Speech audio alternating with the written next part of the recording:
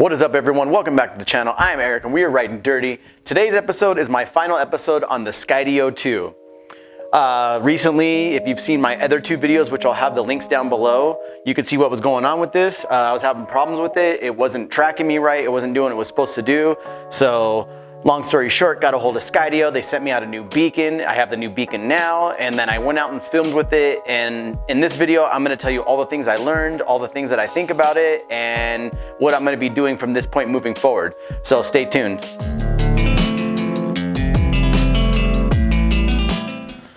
So went out and filmed with this thing today.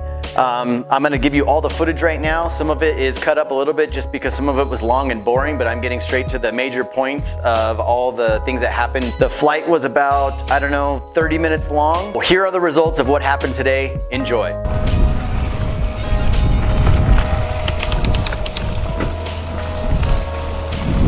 So right now we're testing out on this trail. I'm hoping it's gonna work.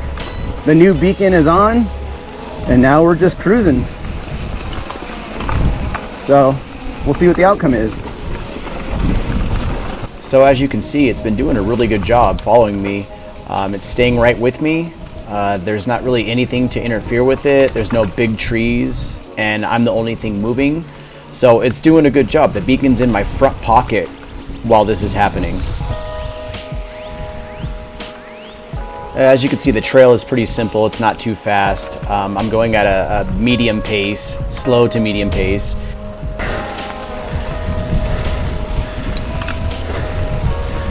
All right, well, it's keeping up. It's doing a good job. So far so good. The new beacon's working. I mean, I was really happy at this point because it was doing what it was supposed to do. But right here was the part that I was worried about because I wasn't sure if it was going to be able to follow me through the tunnel. And so here's what happened. And as you can see, it was a complete success going through this tunnel. I was so happy. I just was like, finally, this thing is just doing what I want it to do. It's following me through anything, and everything's working out great at this point. So right here, I took a quick little break just to get my breath and then set it all up again and make sure the battery was good.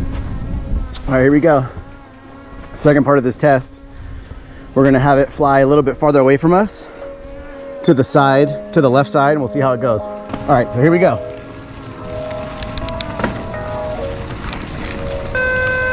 So that beep that you just heard is usually what happens when the beacon and the Skydio are not paired together, and it's basically saying it lost you. The Skydio started going back in the opposite direction of where I was. So it dinged at me like it lost me, so we're gonna figure out what's going on. As soon as I pulled it out of my pocket, it started coming towards me, as you can see right here. So it's working off GPS, so it doesn't quite see me right now. See, this is the thing that annoys me. It just loses you. Now it sees me, so we're good now. But God, come on already. Your one job is to follow me, do it. At this point, it's doing what it always did, and I was starting to get a little bit frustrated because everything was going so good, and then all of a sudden it wasn't going so good. Right here, I just decided, all right, I'm gonna go fast. This part of the trail is pretty quick, so this is a good test right here. And it, for the most part, stayed with me. As you can see, it's just staying right there, going off to the side, kind of far away. That's where I set the actual spot where I wanted the Skydio to be, and it was doing pretty good.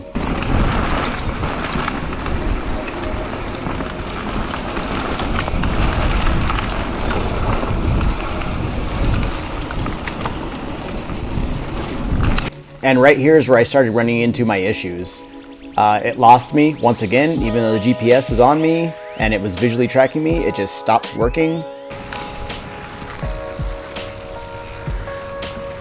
Once again, it lost me.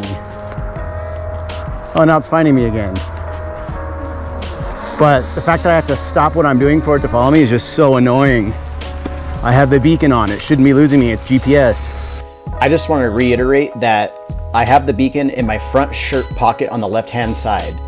I don't know why this would be causing an issue. Lost me again.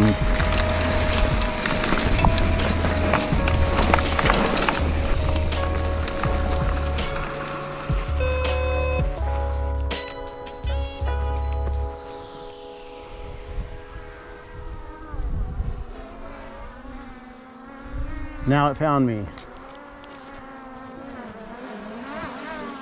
kind of defeats the purpose of why I wanted this thing. All right, so once again, not doing what it's supposed to do. I'm a little bit bummed out. I just want this thing to follow me while I go on a bike ride. It's not like there's a lot of trees. There's a few trees here and there, but I have the beacon, so it shouldn't matter whether it visually sees me or not. It should be following me regardless because I have the beacon.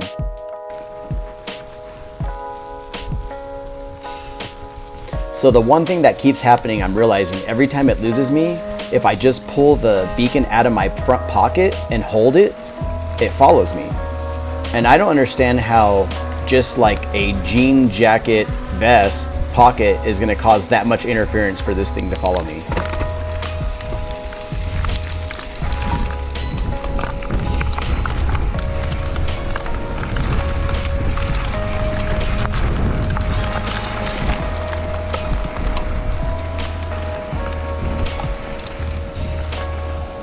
Right here, I was coming up to the second tunnel and I figured it was going to be fine, but for some reason right before I got to the tunnel, it just lost me.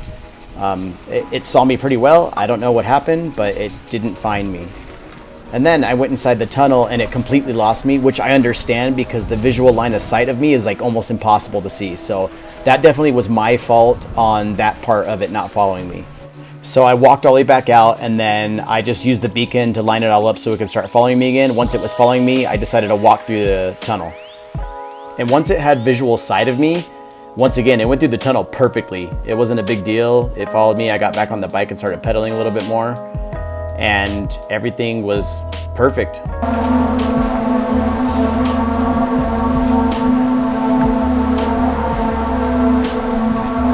So this whole time I've been doing this, it's been in my left front shirt pocket. I mean, how are you supposed to do action sports and hold the beacon at the same time if you're riding a bike? It doesn't make any sense. You would think, out of all the technology we have in this world, that a beacon sitting in my front pocket right here would be fine. But let's try it again.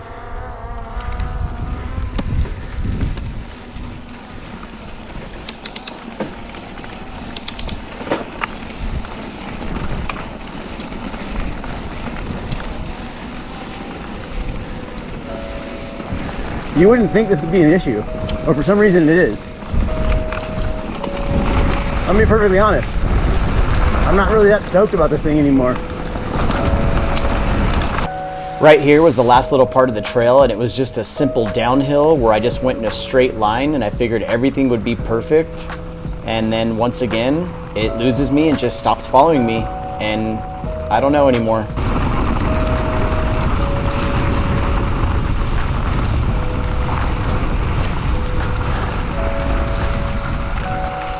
I'm completely at the bottom of the hill right now, just trying to use the remote to bring it back.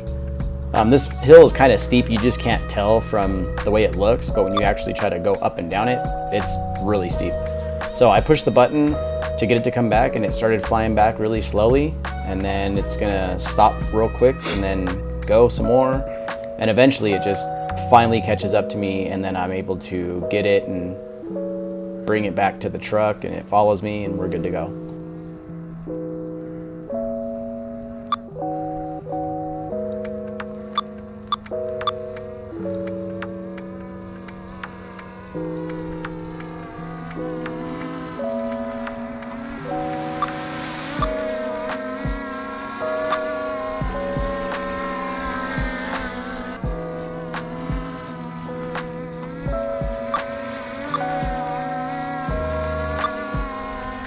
So after all of that and flying it and doing all the things I've done, gotten the new beacon and all that, here are my final thoughts. This drone will not work unless you set it up for success. Bottom line, that's just how this thing works.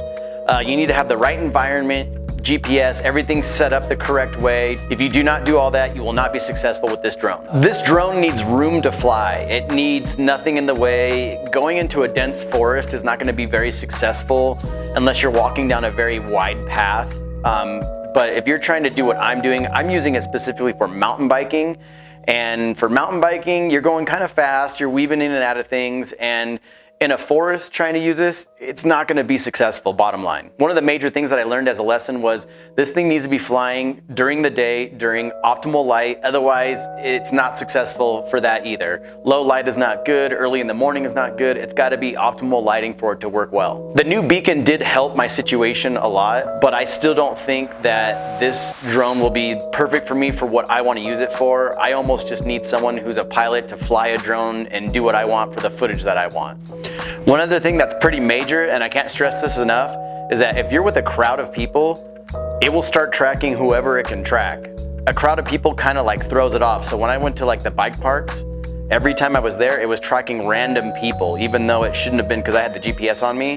But just know that there's a bunch of people around, it's gonna have a hard time trying to track you. With that being said, that doesn't mean it's a bad drone. It's just not gonna work for what I want it to do. I'm expecting too much out of it, and that's the problem. This drone does work really well if you're going on hikes, if you're rock climbing, if you're doing stuff that's slow pace and you're not moving really fast in different directions, this drone will be really successful. For me, riding a mountain bike and going all over the place and hitting jumps, it works, but not as good as I would like it to work. For me, a mountain biker who just wants to take it out in the wilderness and do a bunch of crazy stuff with it, it'll work some of the time it won't, because the environment is just not the perfect environment for it.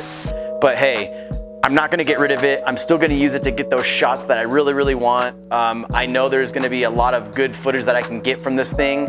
It's just, I still have a learning curve to figure out what works and what doesn't work.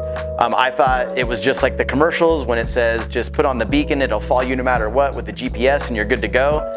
And it's not quite that simple. There's more to it than that. So I'm at a point now where I'm gonna be using it. It's not gonna be my #1 drone. I'm still gonna use my Mavic more. And there you have it. That's my final review on the Skydio 2. If you like what we do, hit that like button. You wanna see what we're up to next, hit that subscribe button. And always remember, start small and go huge. Thanks for watching.